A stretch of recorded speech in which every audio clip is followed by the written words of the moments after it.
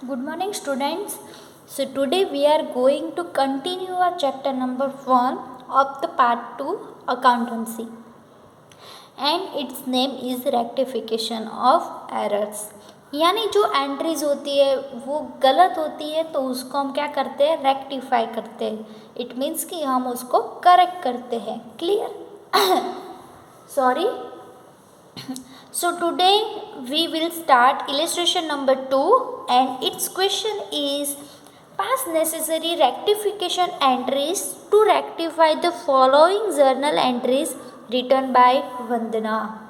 यानी जो rectification entry है यहाँ पे वो जर्नल एंट्री के थ्रू है. जैसे कि हम लोगों ने लास्ट टाइम ये जर्नल एंट्री लिखी थी, क्वेश्चन ये था, इसके ऊपर से हमने लिखी थी जर्नल एंट्रीज. यहाँ पे क्या है, जर्नल एंट्री तो लिखी है लेकिन कोई मेरे जैसा होगा जिसने एंट्री तो लिख ली है. मैम ने बोला था कि ये रहा क्वेश्चन, उसके ऊपर से एंट्री बनाओ, लेकिन मुझे आती नहीं थी तो मैंने अपने हिसाब से लिख ली है. लेकिन ये वाला तो क्वेश्चन के ऊपर से ही लिखना है, नरेशन, तो मैंने तो राइट ही लिखा होगा क्योंकि नरेशन क्वेश्चन के ऊपर से लिखा है इसलिए. तो नरेशन राइट है लेकिन जो एंट्री है वो रॉन्ग है. तो हमको क्या करना है कि वंदना की बुक में वापस एंट्री करनी है लेकिन नरेशन के ऊपर से राइट एंट्री करनी है. क्लियर? ये जो एंट्री है वो रॉन्ग है और नरेशन जो है वो राइट है. नरेशन के ऊपर से आपको राइट एंट्री करनी है. क्वेश्चन आपको ऐसा नहीं दिया है, क्वेश्चन आपको यही दिया है, ये एंट्री वाला ही. क्लियर?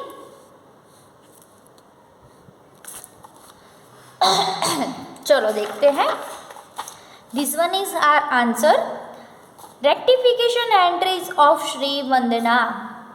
हम लोग क्या लिखते थे, general entries in the books of Shri Vandana, लेकिन यहाँ पे आपको लिखना है rectification entries of Shri Vandana.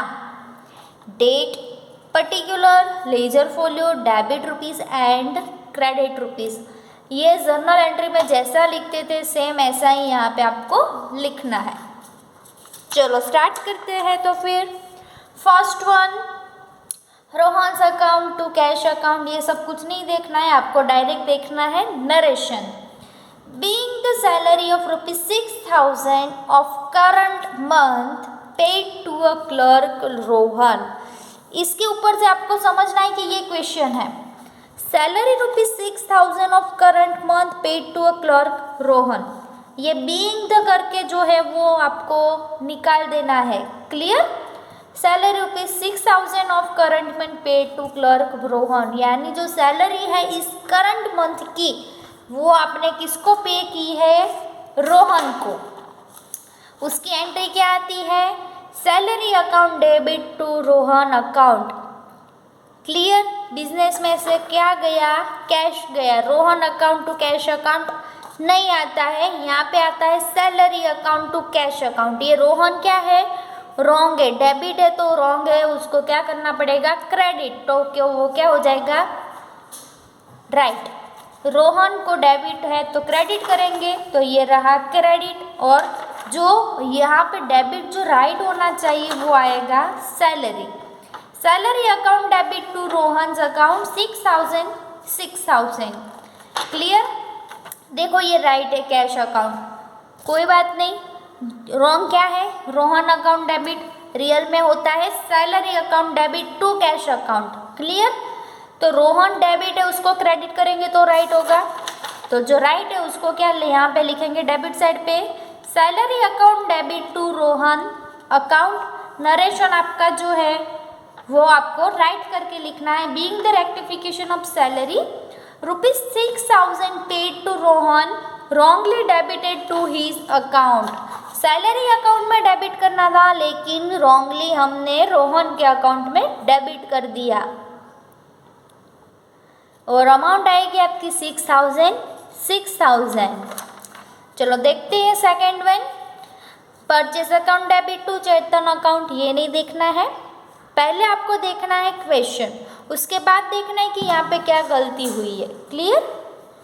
So our question is the goods of ₹8,000 sold to Chetan on credit. यानी जो 8,000 का गुड्स था वो हमने चेतन को सेल किया क्रेडिट पर, यानी उधार हमने उसको सेल किया। हम कोई स्टोर पर जाते हैं, हर वक्त वहीं से ही हम सब कुछ परचेस करते हैं। तो कभी क्या होगा, 550 रुपीज़ का गुड्स था और हमारे पास थे सिर्फ और सिर्फ 500। तो हमने क्या बोला कि 50 रुपीज़ है वो हम 2 घंटे के बाद आपको दे जाएंगे। तो वो क्या हो गया, क्रेडिट पर सेल किया हुआ गुड्स। क्लियर? चलो, तो सेल किया है, लेकिन यहाँ पे क्या एंट्री हुई है, फर्स्ट आपको पता ही चल जाएगा कि परचेज लिखा है हम लोगों ने। रियल में लिखना हमने नहीं, सॉरी वंदना ने लिखा है परचेज, रियल में आता है sales. Chetan account debit to sales account आता है, लेकिन गलती क्या हुई है, purchase account debit to Chetan account. 8,000 amount तो राइट है, लेकिन यहाँ पे गलती हुई है। अब उसको हम रेक्टिफाई करते हैं। Chetan account debit to purchase account to sales account, real wrong है तो उसको राइट करना है, तो डेबिट को क्या करना पड़ेगा, क्रेडिट। सेल्स जो है वो राइट ही है, सेल्स क्रेडिट पे है आता है। अमाउंट कितनी थी, 8,000। क्लियर? जो साथ में है उसको उठाकर चलना है आपको। परचेज है 8,000, सेल किया है 8,000 का, तो चेतन के अकाउंट में कितना आएगा, 16,000, तो वो टाई हो जाएगा। क्लियर? चलो next one, purchase account debit to cash account. अब पहले क्वेश्चन देखना है, वो नहीं रीड करना है, हर बार गलती हो जाती है हम लोगों से। The goods worth ₹20,000 purchase at 10% trade discount and 4% cash discount. Trade discount जो है वो डायरेक्टली माइनस कर देना है, एंड जो कैश डिस्काउंट है वो आपको शो करना है। माइनस तो करना ही है, लेकिन शो भी करना है। तो पहले आपको यहाँ पे पता चल जाएगा कि जो आंसर है उसमें कैश डिस्काउंट जो है वो तो शो ही नहीं किया है, तो पता चल गया कि ये वाली गलती यहाँ पे हुई है।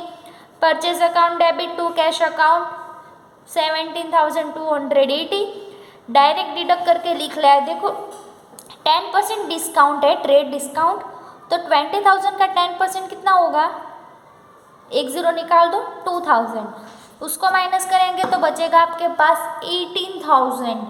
अब करो 18,000 का 4%, अप्रोक्स आएगा 700 शायद, हाँ नो 720 आएगा।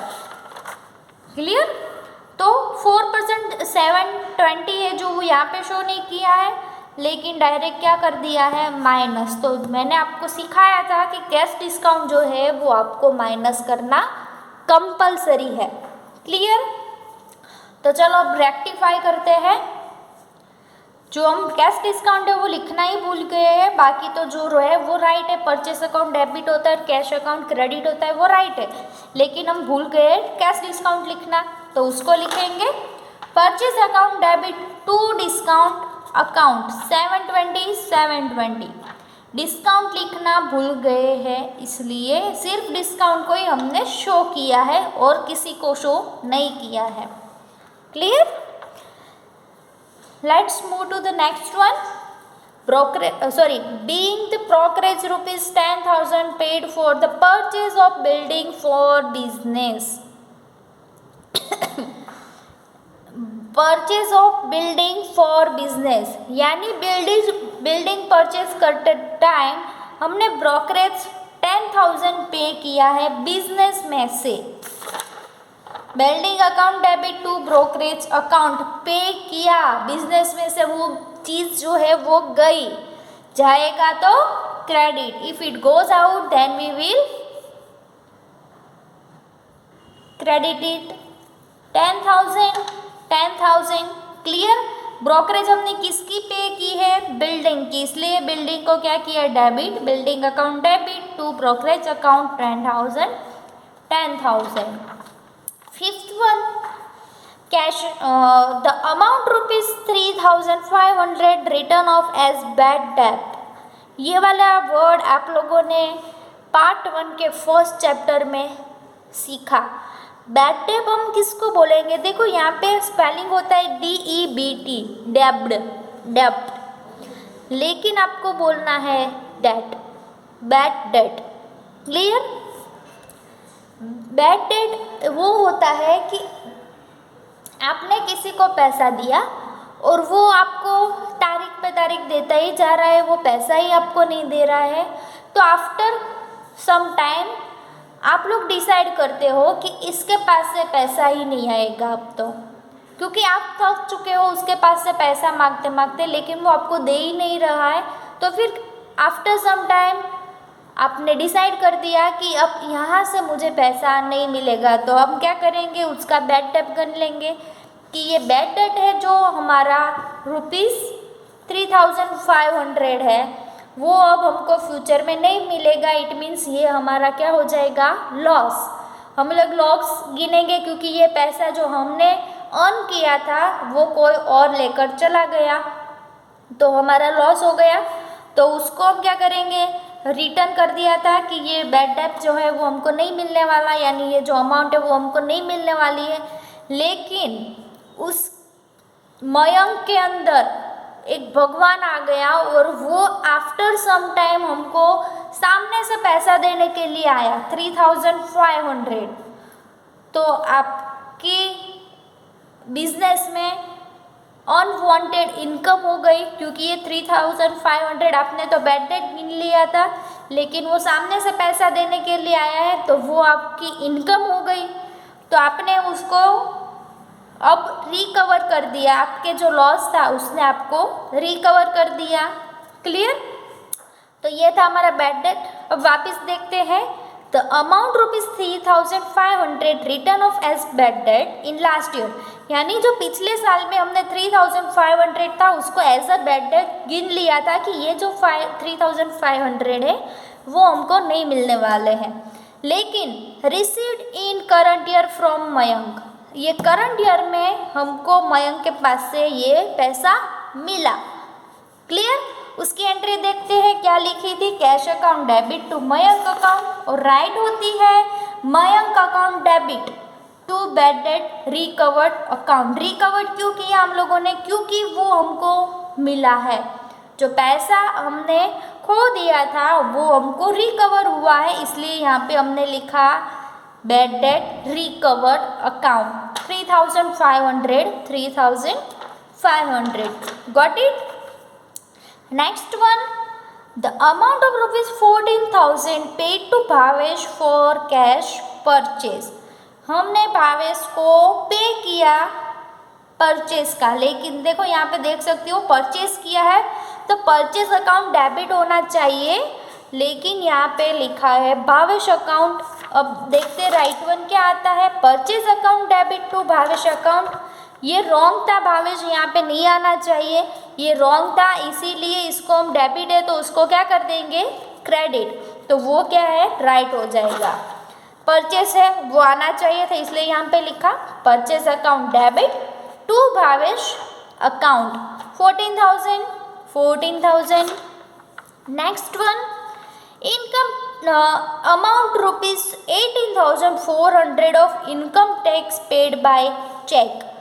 जो इनकम टैक्स है वो हमने चेक से पे किया, लेकिन इनकम टैक्स पर्सन का होता है, इंडिविजुअल होता है, वो कंपनी का नहीं है, वो पर्सनल है, यानी यहाँ पे क्या आना चाहिए, ड्राइंग अकाउंट आना चाहिए।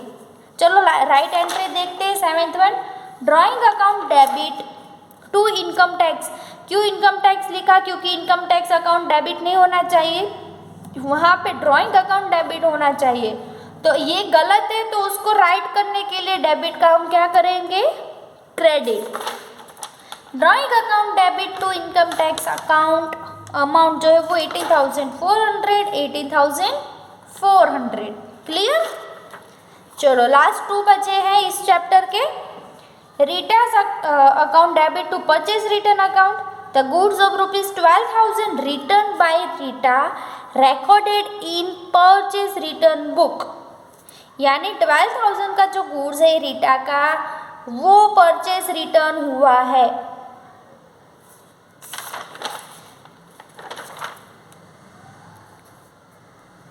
Being the goods of ₹12,000 returned by Rita okay, Rita से रिटर्न हुआ है, रीटा के पास से रिटर्न हुआ, इट मीन्स कि हमने कभी रीटा को सेल किया था तो रीटा के पास से रिटर्न हुआ है, इट मीन्स कि वो सेल्स रिटर्न हुआ। लेकिन हमने गलती से कहाँ पे लिख लिया, परचेज रिटर्न में। सेल्स रिटर्न होता है तो वो सेल्स रिटर्न क्या होता है, डेबिट, क्योंकि सेल्स होता है क्रेडिट एंड सेल्स रिटर्न होता है डेबिट। लेकिन हमने गलती क्या की है, सेल्स रिटर्न की जगह पे परचेज रिटर्न में क्रेडिट कर दिया। तो चलो उसको राइट करना पड़ेगा, ये जो गलत है उसको हमको क्या करना पड़ेगा, डेबिट। जो राइट है वो लिखेंगे सेल्स रिटर्न अकाउंट डेबिट, जो गलती थी परचेज रिटर्न की उसको क्रेडिट पर से डेबिट पर ला देंगे, purchase return account debit to Rita account, क्योंकि रीटा के पास से हमारा गुड्स जो है वो रिटर्न हुआ था। 1200 लिखा, परचेज रिटर्न यहाँ पे लिखा आप लोगों ने। हाँ देखो, सॉरी मैं बताना भूल गई, 12,000 का गुड्स रिटर्न हुआ था लेकिन गलती से यहाँ पे 1200 लिख लिया है 12,000 की जगह पे। तो दूसरी ये बात, ये ऐसा मत समझना कि ये प्रिंटिंग मिस्टेक है। क्लियर? बच्चे लोग क्या करते हैं कि एग्ज़ाम के टाइम पे आते हैं, मैम यहाँ पे प्रिंटिंग मिस्टेक है, प्रिंटिंग मिस्टेक है, ऐसा नहीं है। यहाँ पे गलती से वंदना जो है वो लिखना ही 10 लगाना ही भूल गई है। रियल में लिखना था 30 लेकिन लिखा है 20, यानी आप देख सकते हो कितनी बड़ी अमाउंट का डिफरेंट आ सकता है। चलो देखते हैं, sales return account debit, purchase return account debit to Rita account. कितना लिखा था, 1200, परचेज रिटर्न का 1200, सेल्स रिटर्न हुआ था 12,000 का। क्लियर? यहाँ पे आप देख सकते हो 12,000 का रिटर्न हुआ था। जो राइट है वो तो राइट पे लिख ही देंगे हम लोग। अब दोनों का टोटल करके रीटा के अकाउंट में लिख लेना है आप लोगों को। क्लियर?